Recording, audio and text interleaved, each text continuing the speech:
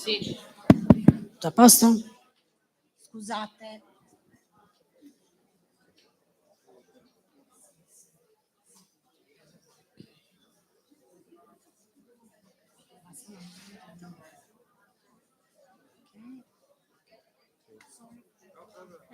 Ok, scusate il problema tecnico, allora diamo la parola al professor Peter Massanyi.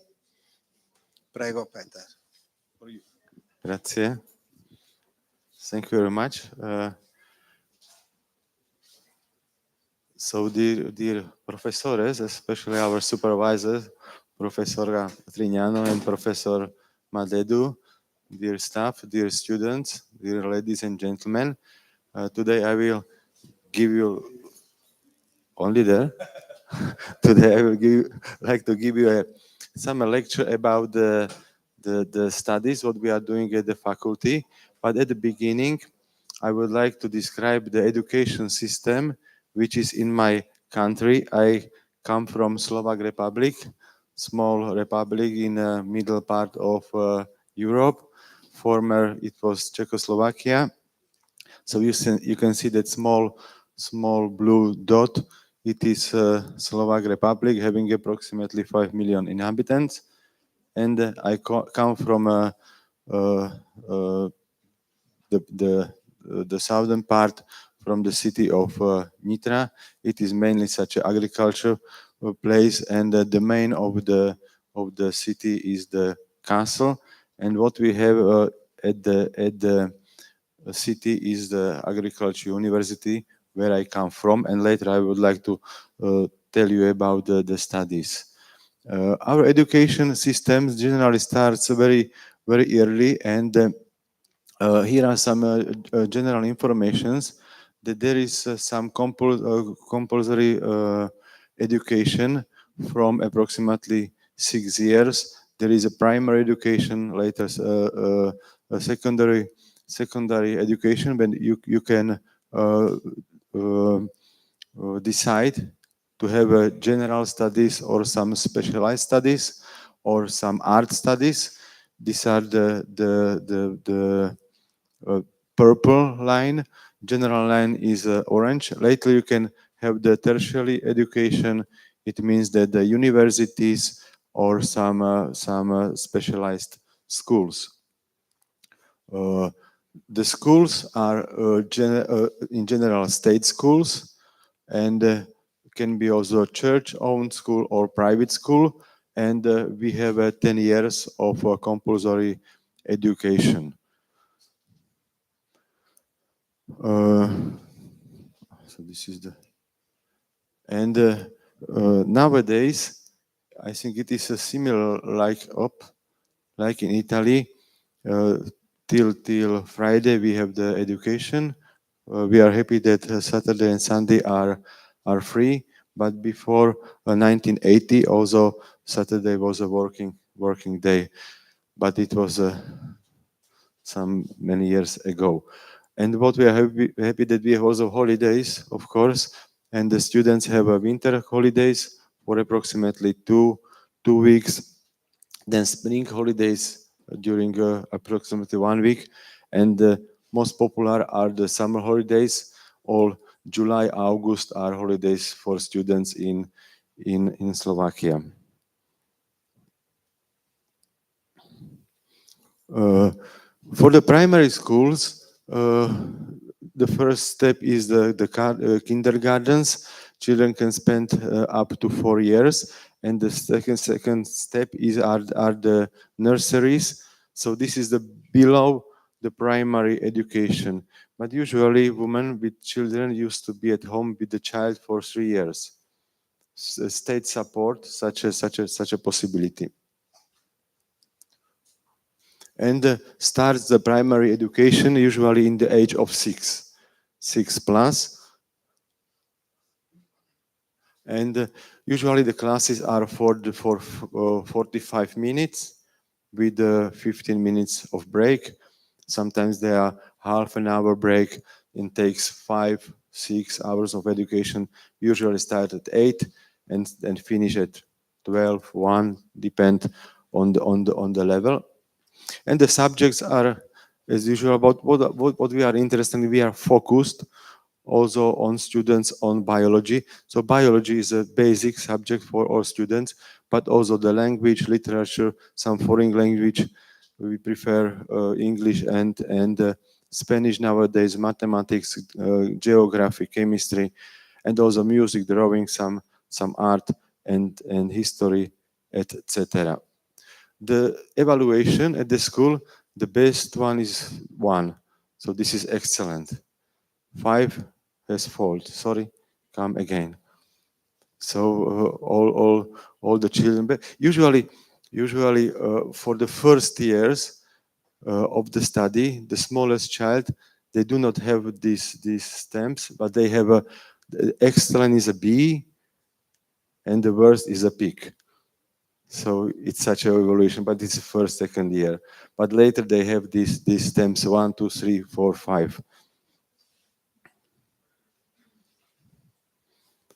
For the secondary education, applicants have to pass some entry examination, and there is general education, prepares for higher education.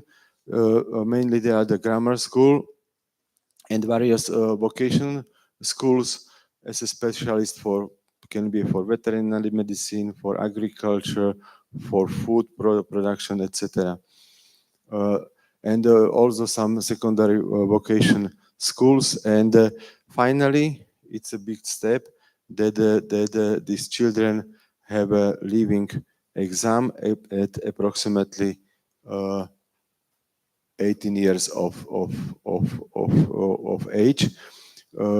Usually the textbooks and instruction materials are supported by state, okay, but always parents has to earn some money.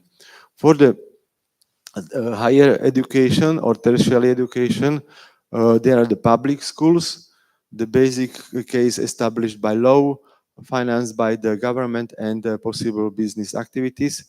Also, our university is a public school.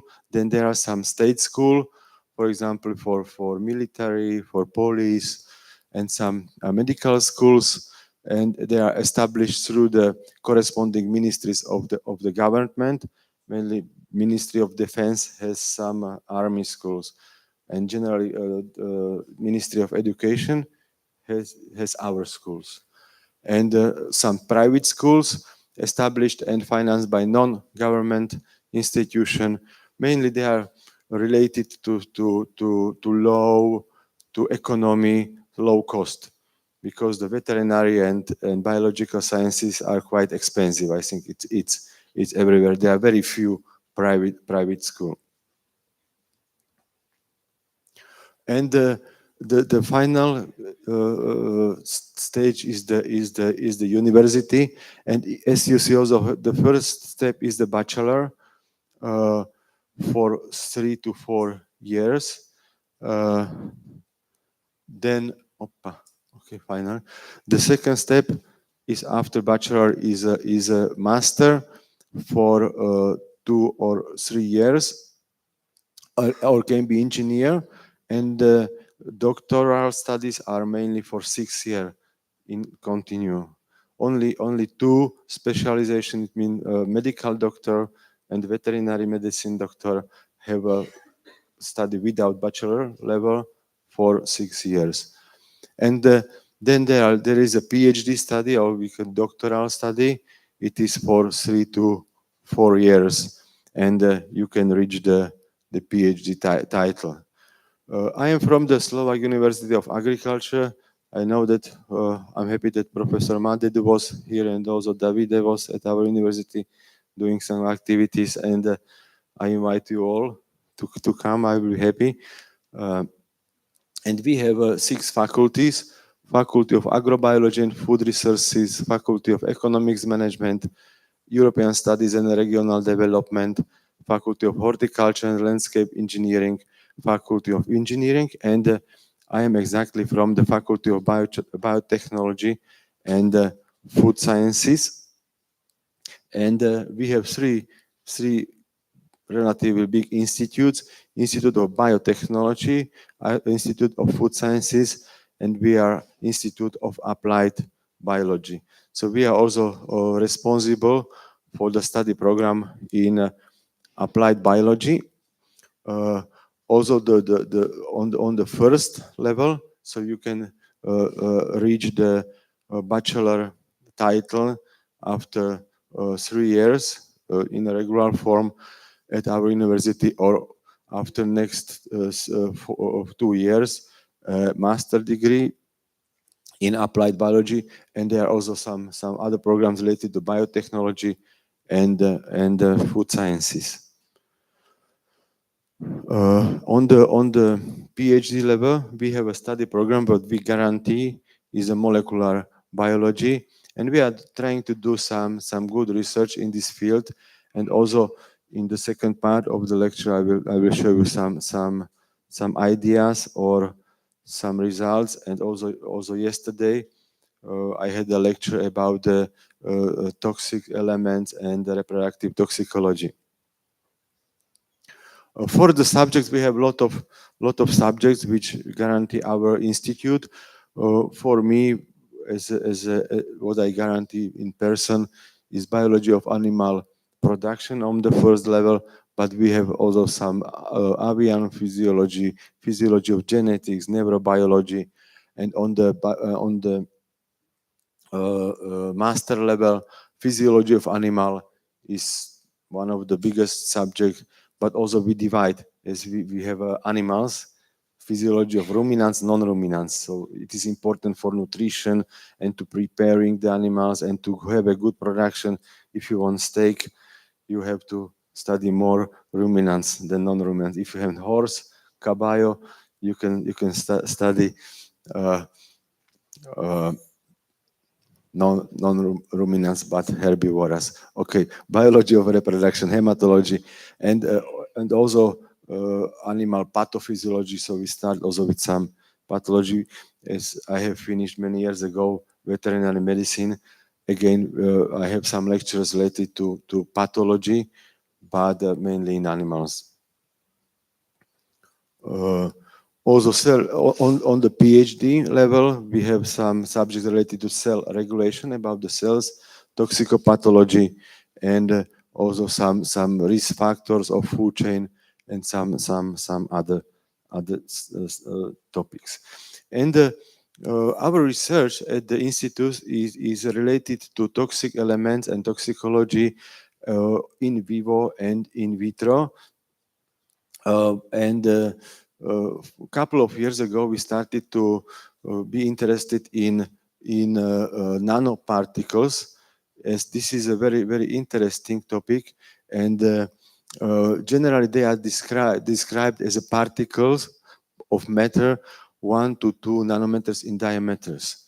And they pass through terms in sometimes used for larger particles, up to 50 nanometers, or fibers or tubes that are less than 10 nanometers in only 2 direction. These nanoparticles present possible danger. Still, it is not known. They are popular as such carriers in medicine, in biology, which can carry different substances to the cell. They can make it faster. It can be really focused. But still the danger or the risk of these nanoparticles is not known, but both medically and environmentally. Most of these are due to the high surface to volume ratio, which can make the particles very reactive or catalytic. They are also through the aggregate on phospholipid bilayers, it means cell membrane, and pass through cell membrane in organs. They are small, so they can easily pass. Is it the advantage or is it the risk? It's a question. And their interaction with biological system are relatively unknown still, because they are popular, but they are not too much research. It is unlikely the particles would enter the cell nucleus to alter the genetic information, Golgi complex, endoplasmatic reticulum, or other internal cellular components. So they can affect the metabolism on the cell level. And due to the particle size and intracellular agglomeration.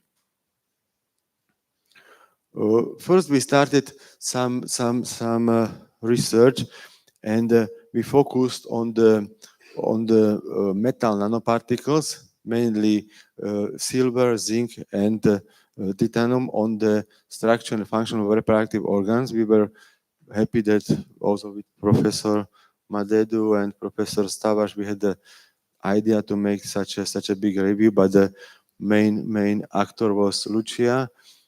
She was also here in Sassari a couple of months ago, and so we did such a research. If it is a good idea, but we had some invited lectures or invited article. Finally, no need to pay, so we were happy, and there is a quite good response. We have more than 40 citation for this paper, so people are interested in this. And what we have described are the changes. If you look for the silver is interesting and has many antibiotic functions and effects. Also during the corona, there were some masks with silver. They should be more effective. But after administration of these nanoparticles, it was described that there is a decrease of the number of spermatogonia, Leydig's and Sertoli cells. It means the spermatogenesis is affected. Also decreased vitality and number of spermatozoa. In other study, a lower relative weight of testes and epididymis. So the effect direct on the male reproduction. Also reversible reduction of spermatozoa motility at all monitoring time intervals. Still it seems good, reversible or irreversible. It seems that still there is a chance that what we talked yesterday depends which part of testis is affected. Some increased testosterone levels in testes, but histological changes in Leydig cell size, epithelial morphology, and germ cells apoptosis. It means the death of the basic cells, which we need. Everyone, I think, know about the germ cells. Okay, they are well known. And also some silver nanoparticles were present in the cytoplasm, so they occurred exactly after application in the cell. So there was a transport through the membranes. For females, there is increased necrosis and apoptosis, death of follicular cells, so death of the development of follicle. You are studying nursery, so maybe you know more about the follicular development. So it is a chance once in a month that one follicle will be selected and will grow. Later there will be ovulation. If there is necrosis, sorry, it is degeneration, so the cycle is non-effective. If you have 12 cycles per year, sorry, it's a problem. Disruption of ovarian steroidogenesis, also the effect on estrogens and progesterone. And some ovarian tissue were also regenerated and changes in hormones.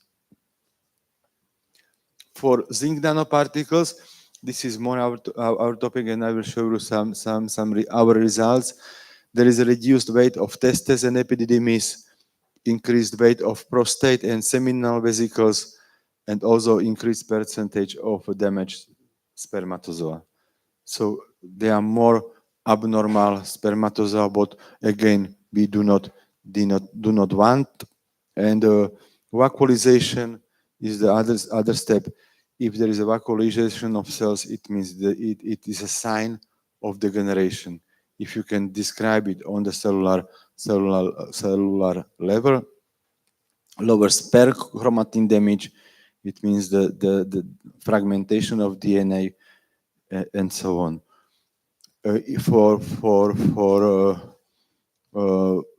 females in ovaries or follicular cysts. It means the occurrence of cysts, some inflammatory lesions, hyperemia, and corpus luteum increased. In uterus, there is epithelial destruction and endometrial gland hyperplasia, what should be related again to the implantation of the embryo. Again, if the uterus is not ready, so you see the risk in ovary, but also risk in uterus. For example, the changes in oviductus are very rarely described. Some increased markers of apoptosis. There's caspase and bugs and other good markers for apoptosis.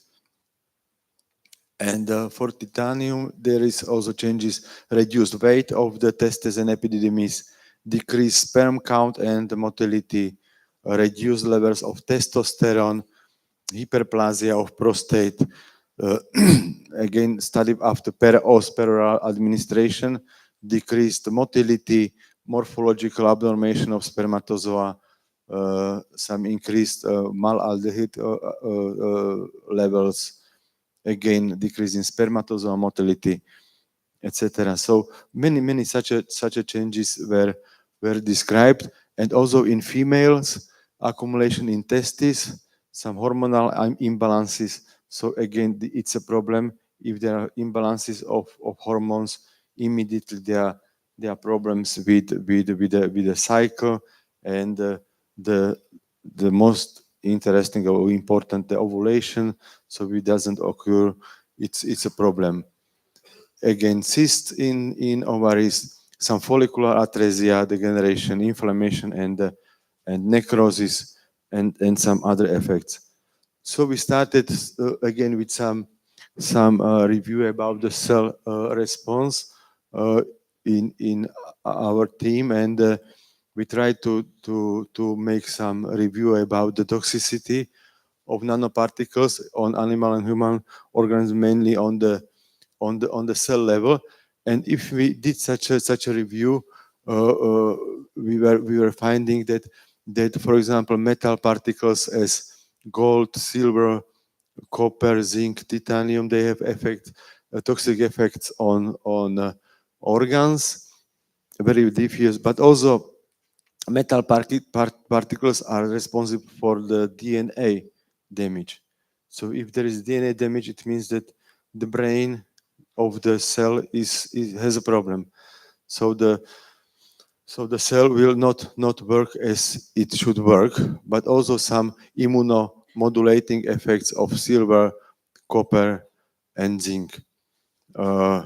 But also, for example, silver nanoparticles damage of cell membranes. Here I wanted to more focus on zinc nanoparticles, because we did some research, and generally the application of zinc nanoparticles from the top concrete and rubber industry, optoelectronic industry, gas sensing, cosmetic industry, to the right, textile industry, antibacterial activity, but also drug delivery. What is interesting for medicine, for veterinary medicine, for biology, that they can be such a delivery medium, but they are also used for some anti cancer therapy, anti-diabetic activity, anti-inflammatory. So it seems very fine. Also in immunotherapy. So there is a potential of the use of nanoparticles in fields of human and veterinary medicine, but the question is, okay, they can transfer something, but the question if even without this transferring substances, they are not toxic. So we've continued with one also PhD student working in Austria, but a medical doctor. She was doing the PhD at our university, and here is some a schematic illustration of the antimicrobial mechanism of zinc nanoparticles against bacterial cells, because the bacterial cells are different. Also, the cell wall or the membrane is different, and zinc nanoparticles act as an antimicrobial agent through the following mechanisms, which are here described. You can see the first is the formation of reactive oxygen species, which induce oxidative stress, membrane and DNA damage, resulting in bacterial death. So fine. But the question is it only bacterial cells? What about other cells? Because they're only one part.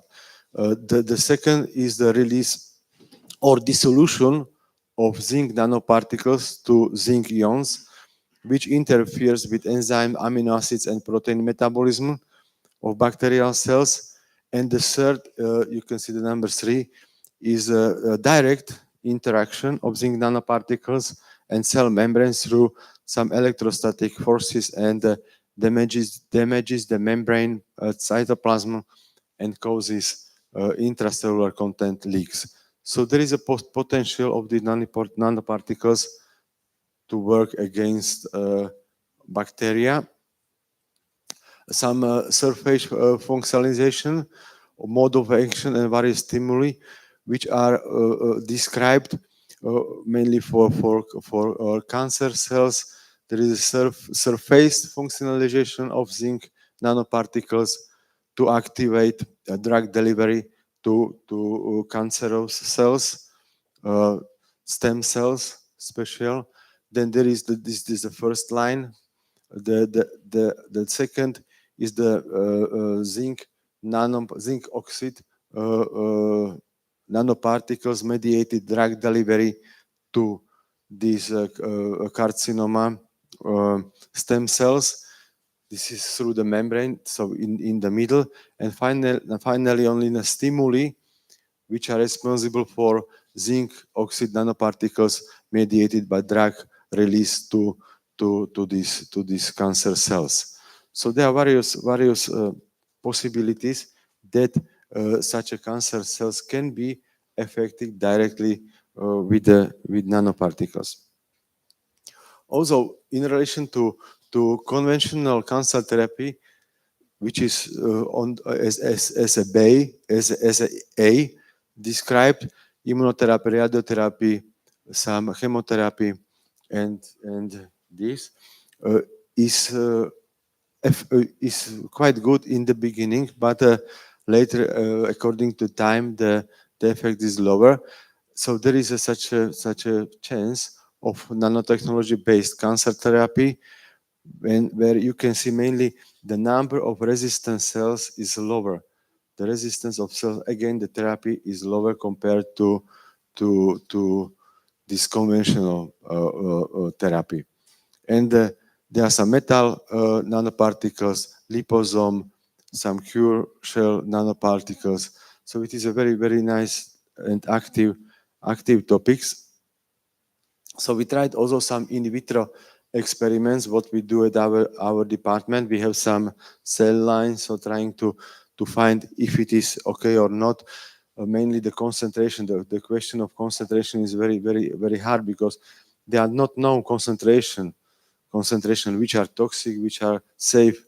There are not limitation. Mainly some organization as EFSA, for example, European Food Safety Authority, gives a limitation for many substances, chemicals. There are many reports, but nothing about nanoparticles or nanoplastics. This is another topic what we do, but another group. So in vitro studies are performed with microorganism cells or biological molecules outside their normal biological content, and this we used. And they are interesting or to describe or to analyze more in detail or more analysis that can be done with whole organisms. Still, it is also difficult to use the data for whole body. In vitro is different like in vivo, but still we can see some molecular changes. In contrast to in vitro experiment, in vivo studies are those conducted in living organisms, including humans, known as clinical trials. What we use are mainly spermatozoa. This is advantage because it's very easy to collect spermatozoa, but use them as a cell and trying to describe changes on a cellular level. So they are the same membrane, so we can see the changes. Very good advantage is that the DNA is very concentrated. So this is it's very typical. Okay, cytoplasm is missing, so no metabolism. But what you can see are, for example, mitochondria as the engine, and to see the changes on the mitochondria, and for example, for female lines, we usually use granulosa cells, but also we have some cancer lines, Leydig cells. What also Davide was working with them at our institute, and the first was such an idea that okay, let's do the zinc nanoparticles, and then we tried it. Is it good idea, not good idea to have a model? And with Marco, Marco is my former PhD student, now he's an assistant professor at our university, very young and active boy, but all the team, we tried to do what's happening, and we found that this you can see after 3 hours, 0, 1, 2, 3, after 3 hours are these zinc nanoparticles really very toxic. So, it's what a good finding, and we tried to give it try to publish it somewhere if it is good idea, and we were lucky that it was published in a quite good journal. This is, for example, what you see. I like this picture because velocity curve line, it means the speed of spermatozoa. And after 3 hours, the black line is approximately 120. So if you go from Sassari to Cagliari, 120, it's fine. A little bit over the limit. But in the last row, it's only 60. So there is the decrease from 120 to 60. So it is very nice, significant decrease, what we have found. Similarly, for example, MTT is the mitochondrial toxicity test, showing the changes of mitochondria, some membrane integrity, but not too many changes. It means, for example, here the structure was relatively normal, but the function was altered. And what we are interested later, this is my PhD student now. Maybe these figures are not so important, but they are showing something. After 5 or 4 hours, there is different toxic effects of zinc nanoparticle, but dependent not on the concentration, but also not only on the concentration, but also the shape. If you look, the first line is a heterogeneous mixture, what we have both. In the medium are spherical, and the last one are nanowires. And it seems that nanowires are more toxic. It means they are more toxic, or they are mostly destroying the wall of the spermatozoa. This is similar membrane integrity. It means sometimes even, for instance, for small concentration, it means it's better, but only in higher concentration it is going worse.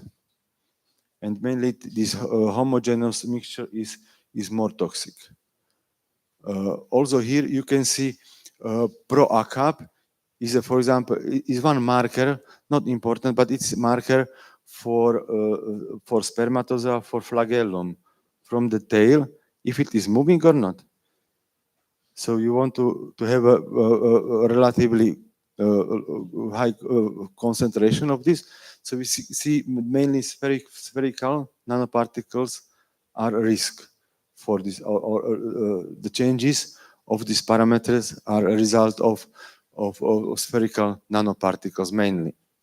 And also, what we have done later are the platinum nanoparticles. Another, my PhD student, Lucia, who was here, and found those dependent changes in the motility, progressive motility, after 2 hours, after 6 hours, depending on time, because you have to culture it for some period. Also here for the velocity, you see after 1 hour, 120, 150 micrometers per second, but after 6 hours, it decreased to 50. So this is a usual speed limit in Italy. Everywhere is 50, 50, 50, but nobody goes. For also nanoparticles changes, these are high concentration. Because one thing, what we wanted to say, that the relatively low concentration, they are toxic. These are high concentration, what we used. But the idea was, okay, let's show the toxicity and then let's find what happened. So they were toxic, fantastic.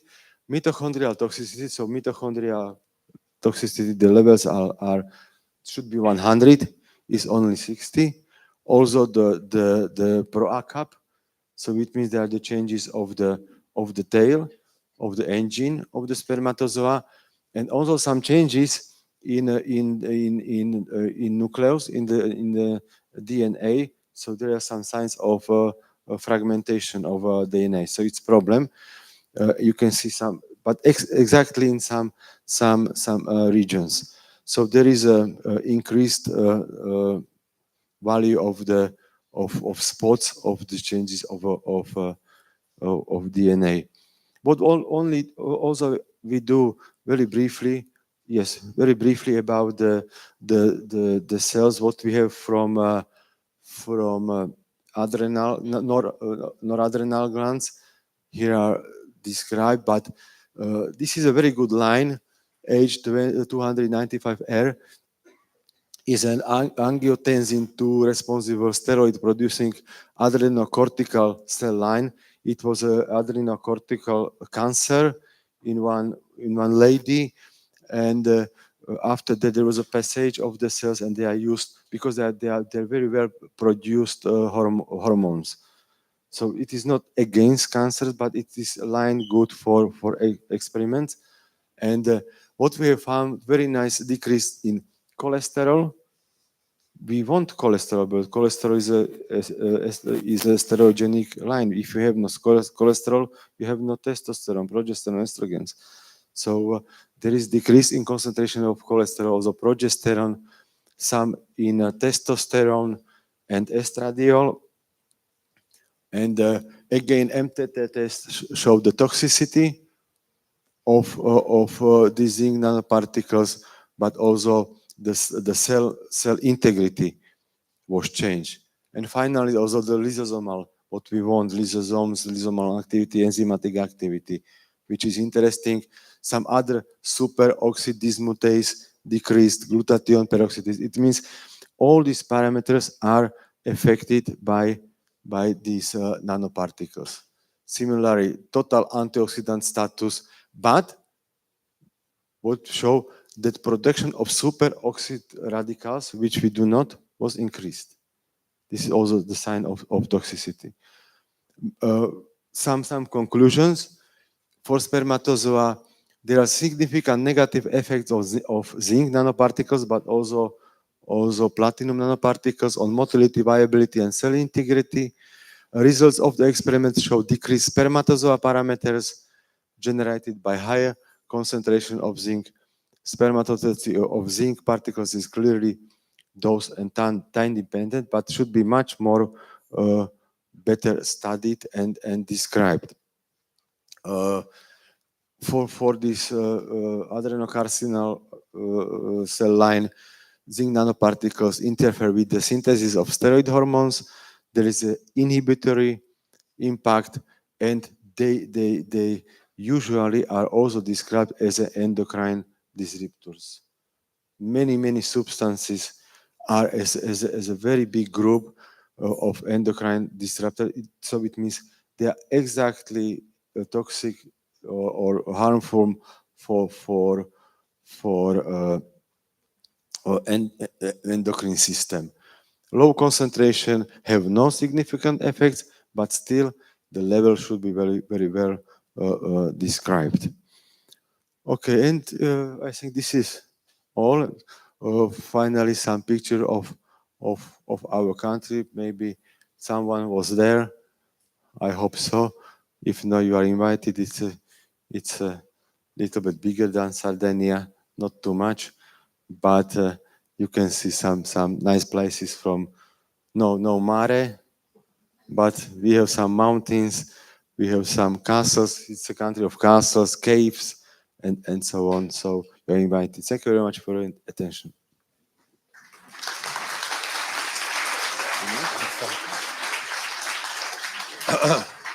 Ringrazio il professor Peter Massanyi. Per voi alcune cose sono, essendo al primo anno, sono cose nuove, ma poi le capirete più avanti. Però insomma credo che fossero abbastanza comprensibili. Oltre alla parte didattica vi ha invitato in Slovacchia, all'Università di Nitra, sono delle persone molto ospitali, si lavora molto bene. Se un domani qualcuno di voi decide di fare l'Erasmus, che vi consiglio apertamente, una possibilità è andare anche all'Università di Nitra in Slovacchia. Prima di fare vedere se ci sono le domande, do la parola al professor Robert Stawarz dell'Università di Krakow in Polonia, che ci parlerà più che da una parte della ricerca della possibilità dell'Università di Cracovia, la missione dell'educazione, delle possibilità per gli studenti di andare in Cracovia e che cosa fa l'Università UKEW di Cracovia.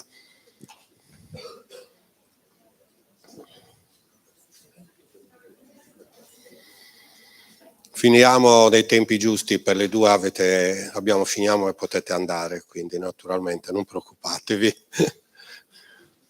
Prego. Grazie. Grazie.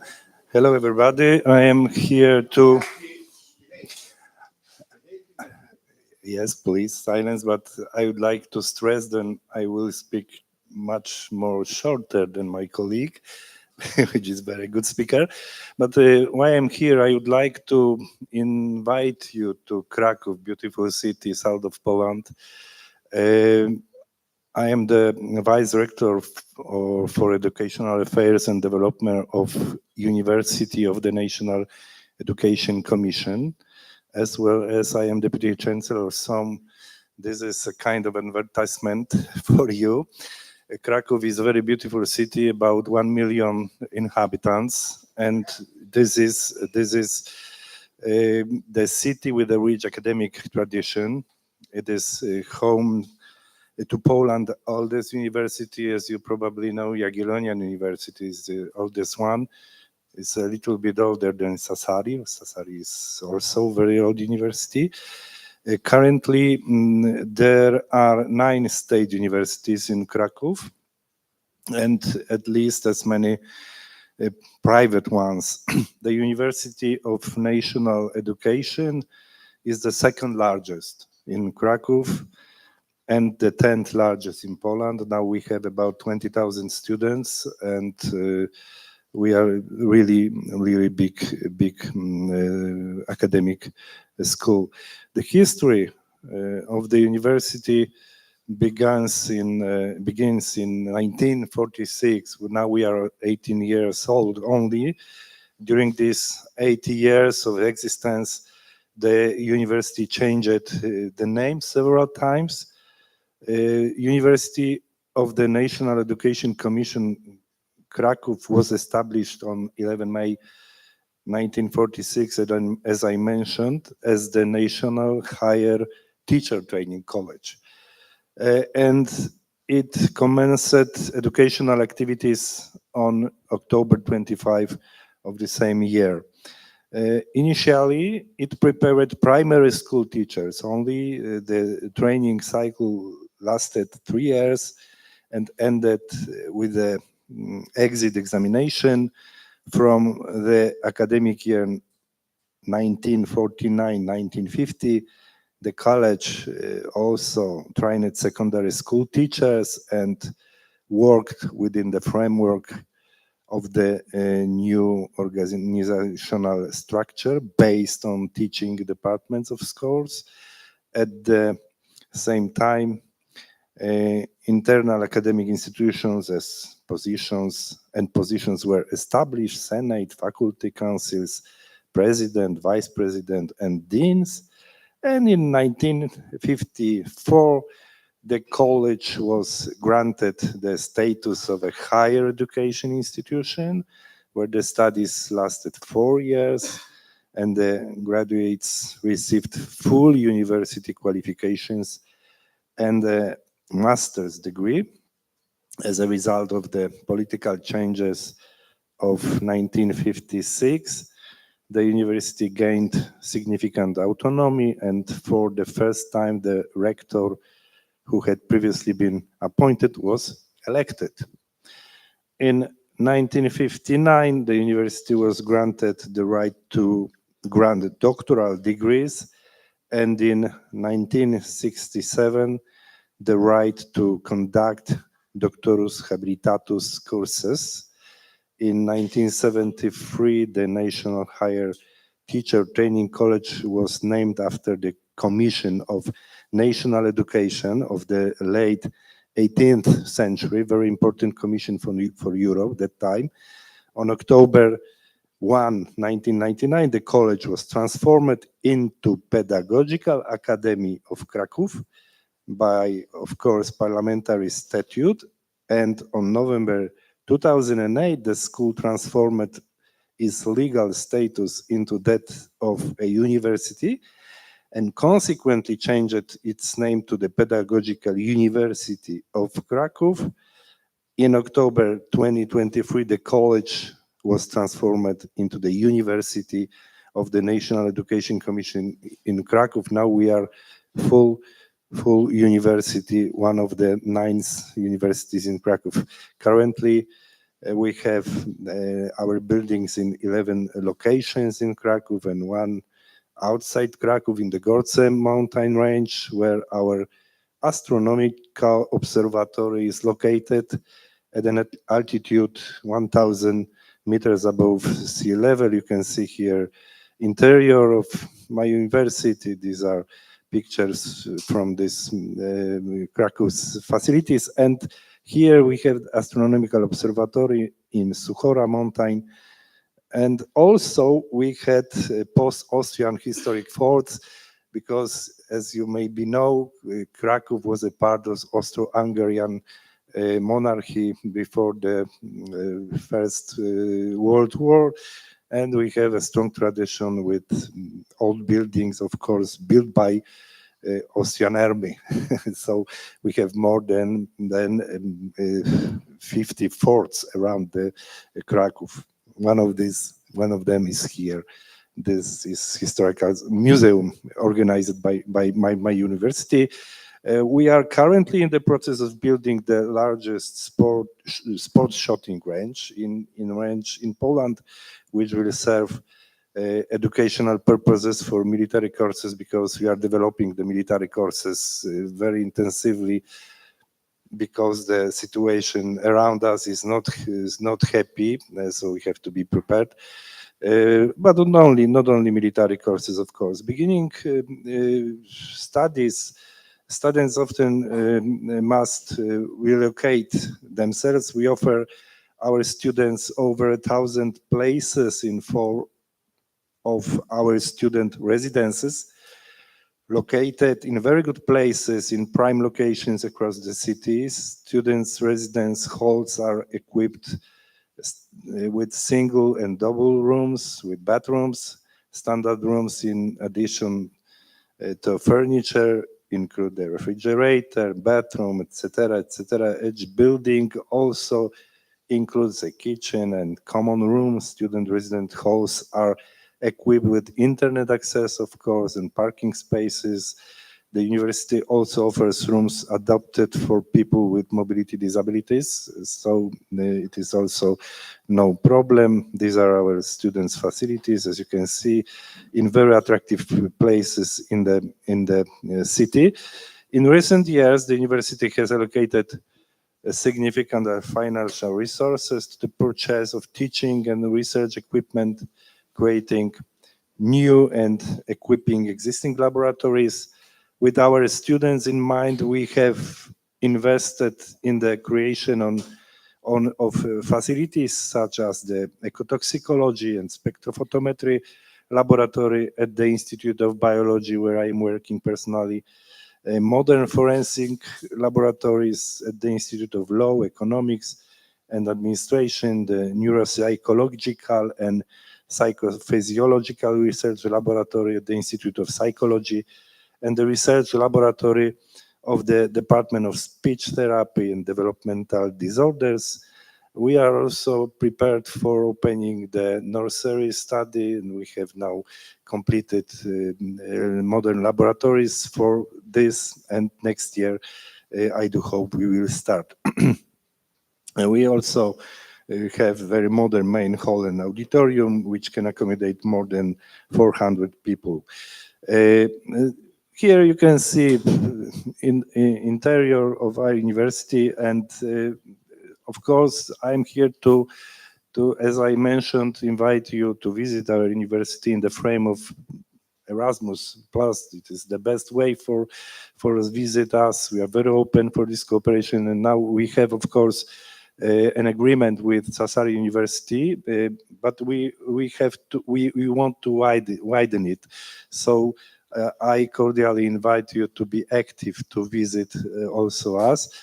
Students of the University of the National Education Commission in Krakow have two opportunity to complete internships or part of their studies abroad, primarily through the Erasmus Plus program or through bilateral inter-university agreements.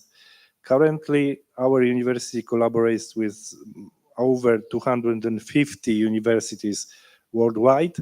This allows over 170 students annually to complete part of their studies and internships abroad, but studies and internships under the Erasmus Plus program are, of course, co-financed by European Union. We also accept numerous students from abroad under the Erasmus program, and an interesting option is to study simultaneously at two universities. We practice it. The University of the Commission of National Education in Krakow and a partner university under a joint study agreement. Such studies offer the opportunity to earn two higher education diplomas simultaneously. Our university currently has 3 dual degree agreements with universities in Czech Republic and France and Ukraine. And this is absolutely not very easy to prepare such a program. So I would like that we will in the future cooperate also in this way. And many other programs. Nowa Zawadzka program is a student and scientist exchange program within the framework of bilateral cooperation, outgoing and incoming offers. Students has also opportunity to work in their groups of interest and organizations. Student rich research groups and organizations are ideal places for those who want to develop their passions, participate in innovative projects, and spend creative time with like-minded individuals. These are places and people that allow them to gain valuable experience and skills. There are dozens of science clubs. There is also an active student theater and student television present on the YouTube channel. We also have our symphony orchestra and mixed choir. The Physical Education Center allows students of the University of Krakow's National Education Commission to participate in a range of physical education classes and choose from a wide range of activities. We have our own swimming pool and the university football team. This indoor social women's team. We support student professional careers after they finish. We ensure that the programs and specialization we offer equip our students with the knowledge, skills, and competences expected by employers, and that our graduates are well prepared for employment. We know it. And here you have the 10 most popular fields of study. This is, of course, psychology. We have always too much applicants than places, about 26 persons per one place. Forensics, management, English, philology, digital design, graphic design, speech therapy, art and media, cybersecurity, Romance philology, and you can also study Italian language, Italian philology in our university is very good and very strong, very good equipped institute.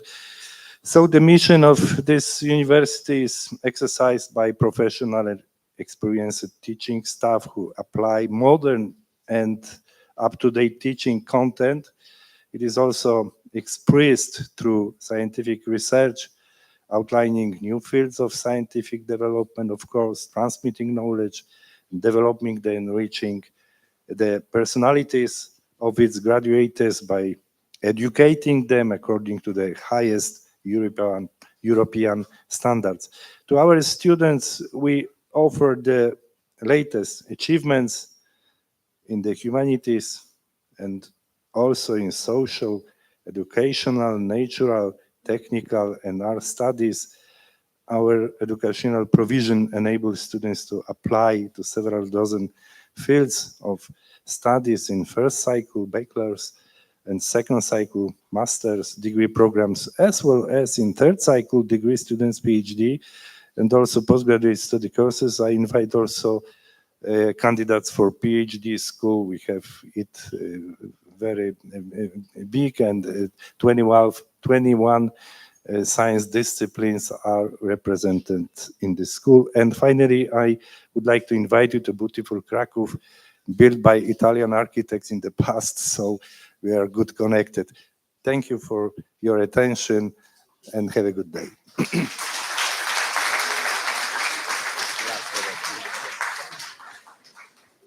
Ringraziamo il professor Stawarz, in cui oggi ha parlato, ha fatto vedere un po' come funziona l'Università di Cracovia, i loro rapporti. Prima di andare via, ragazzi, ci sono domande?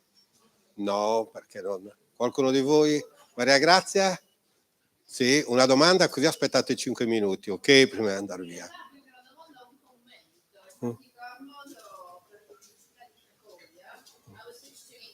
Yes.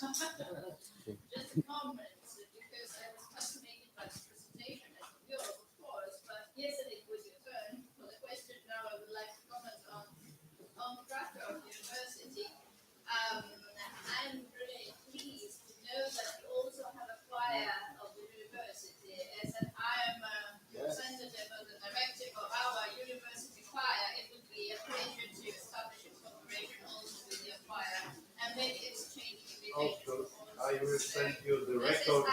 Of course. We have some records and CD records, so I will send it to you. Okay. Beyond slide. Ok, grazie a tutti, potete andare anche voi, ci vediamo dopodomani con voi. Arrivederci, buona giornata.